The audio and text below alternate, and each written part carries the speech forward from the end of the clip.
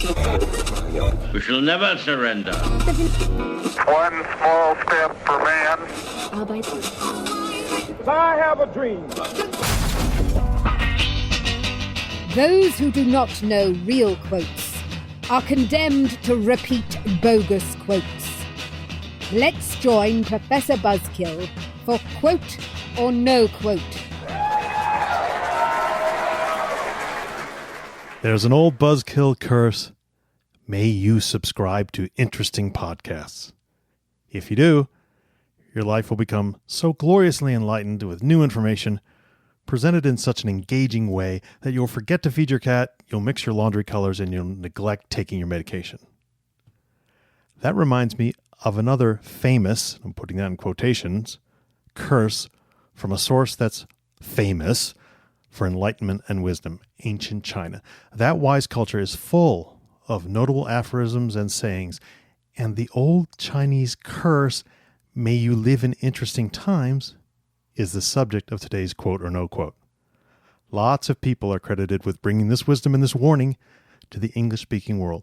19th century British politicians and diplomats, writers such as Albert Camus and Arthur C. Clarke, and American politicians such as Robert F. Kennedy and even Hillary Clinton. You'll sometimes hear it in slightly different constructions.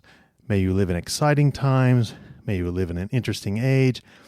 And as a curse, it means that interesting times are usually full of turmoil and difficulty, and it conveys the somewhat disheartening reflection about human nature that trouble and strife always seem to be more interesting to us than order and calm. Now, there are certainly far more history books written about war and famine than about peace and plenty. Here's the problem with the Chinese curse of living in interesting times. There's no evidence or record of such a curse in Chinese culture, ancient or modern. And there's certainly no literary evidence that it comes from China. Given that writing and philosophy have been so important in China for thousands of years, it's highly unlikely that something as pithy and philosophical as may you live in interesting times would have been passed down completely through an oral tradition. The closest Chinese maxim or Chinese phrase or Chinese saying seems to be one from Stories to Awaken the World, a collection of short stories written in 1627, at least published in 1627. Two of the stories express a basic idea similar to May You Live in Interesting Times. Both relate to the difficulties of living through the devastation of war, and they express, quote, truly better to be a dog in days of peace than a human in times of war. So how did we end up with the curse of living in interesting times? Well, all the evidence seems to suggest that it traveled through the British diplomatic and political corps from the 1830s to the 1930s. In a book called The Chinese, a general description of the Empire of China and its inhabitants, published in 1836, British diplomat John Francis Davis wrote, quote, the Chinese have lived so much in peace that they have acquired by habit and education a more than common horror of political disorder.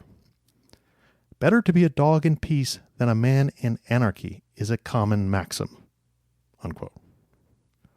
Now, by the late 19th century, British politicians and the chattering classes were using the phrase, we live in interesting times. And by the early 20th century, this basic idea had transformed into a Chinese curse or warning, and we were off to the misattribution races. I know a boring era might be easier on the old buzzkill blood pressure, but aren't you glad to be living in a time when you can hear my lovely tones tell you all about history? Talk to you next week.